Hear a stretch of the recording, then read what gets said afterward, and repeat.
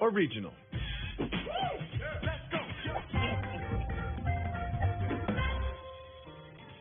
This is a segment where we take questions from our audience. We decide whether they are cultural or regional. It's not about stereotyping. It's about exploring the differences between all of us in the melting pot that is our society. Let's take the first tweet from our audience. This is a tweet from Spike. Cultural or regional since the weather is changing? Ginger ale being a cure-all, and which brand is best? I think we both know that Verner's is the greatest ginger ale on the planet. But, Jalen, do you think ginger ale is a cure-all? Ginger ale is a cure-all. I think this is actually something that's regional, not cultural. A lot of people enjoy ginger ale, and in particular, if you're from Michigan like myself, as you just acknowledged, Verner's, Detroit's own, is the absolute greatest ginger ale of all time. Verner's is clearly the greatest ginger ale on the planet. I've been drinking it since I was a child. It is superior to all other ginger ales. There has been some science, some studies done recently that caused quite a controversy in regards to ginger ale. They've found that ginger ale actually causes stomach pain and does not cure stomach pain. And to that study, I say, you're wrong, study. Forget science. I know that ginger ale is good for my stomach. Oh, no. This is breaking news. This saddens my heart on this very day.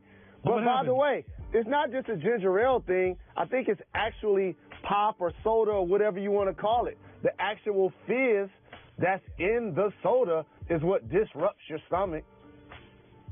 Well, calling it pop is definitely regional. Let's go to our next one from Twitter. Someone tweeted us and they said, cultural regional. Pistol Pete wants to know, turn signals, cultural or regional? I'm going to go regional on this one. When I moved to Los Angeles, all of a sudden, no one's used turn signals. Why don't people use turn signals, Jalen Rose? It's definitely regional, especially they don't use them in New York City. You're talking about L.A. New York City, they don't even drive in lanes, okay? So it's definitely something that's regional because I've lived in certain places like Indiana, and they definitely use their turn signals. My wife explained to me, she's from Los Angeles, she was like, oh, we don't use turn signals because then you give people an indication of where you want to go and they might speed up. I was like, that is so backwards and twisted. Let's check in on the next cultural regional question from Twitter. This one is from Tafadzwa. Keeping chapstick on deck, cultural or regional? Never considered this, Jalen. Chapstick, keeping it on deck, cultural or regional? I'll say regional. Depending on the weather. Like if it's too hot and or too cold, it's something that you want to keep with you at all times. To be honest with you, I probably only used chapstick maybe like 2 or 3 times in my life. I totally agree. I barely use chapstick. It is not part of my everyday carry. It's not something that's part of my life. I've no trouble hydrating my lips. I don't know who these people are that use chapstick all the time, but one thing I was taught as a child, chapstick is addictive. It's addictive. Like, you can train your body, so you need chapstick. The chapstick people, I'm anti-chapstick. I'm going to write a strongly worded email to society about stopping to use chapstick. I will spend some time doing that later this afternoon. But right now, it's time for another cultural regional question from Twitter. What's the next one? This is from Christian. He wants to know, cultural regional, clapping when a plane lands. Oh, this one's easy money. This is definitely cultural. I'm looking around like, why is everybody applauding the pilot for landing the plane safely? It's kind of his job. If we didn't think the plane was going to land safely, we probably shouldn't have got on this thing. So no question about it, that's cultural. Here's the thing. Number one, the pilot can't even hear you. He's in the cockpit. Number two, of course the plane's going to land. Like, what is the alternative? Like, it's like we should clap people when they do something extraneous. When they do something above and beyond. It's called applause. It's called an ovation. You do not clap when the plane lands. And also, this is also contagious. All it takes is for one jerk to start clapping and everybody else feels obligated to start clapping. I'm so against this. Another strongly worded email I need to write to society because you should not clap when a plane lands. I just got some breaking news, Jalen. Our producer, Harlan, claps when a plane lands. I think it is cultural. I think it is as well. But however, I do a lot of traveling, and I've been on some turbulent flights, and there have been times, whether it's based on traveling and getting somewhere on time or actually having a really rocky flight, where when the flight did land, you needed to clap because you felt like it was a heroic act for the pilot to actually get you on the ground safely, and it's a way to show appreciation. Just a different way to look at it. Jalen, just because I don't have evidence or knowledge about a topic won't stop me from having an opinion about it. I have a theory that pilots are basically just like sitting there. Like I think they just push autopilot and like the plane just kind of steers itself to its destination.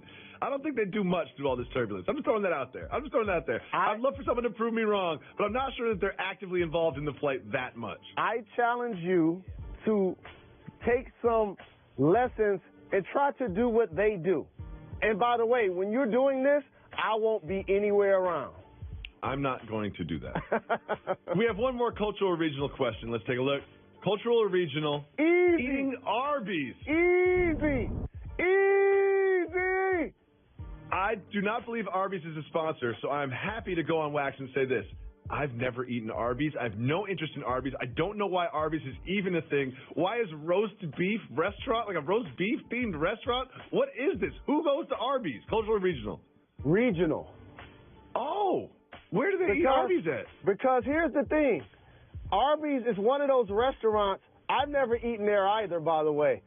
But they have a lot of locations. They do. They have a lot of supporters, clearly, because that brand has carried itself over decades.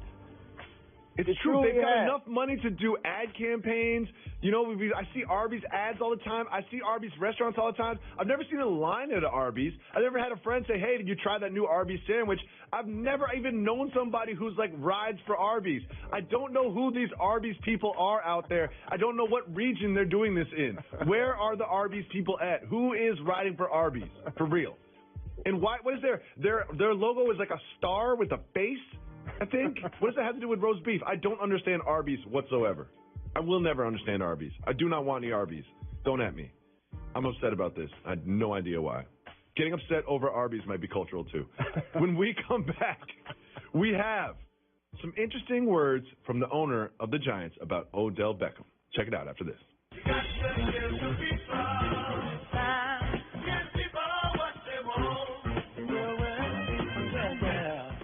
This is actually under your budget. Yeah,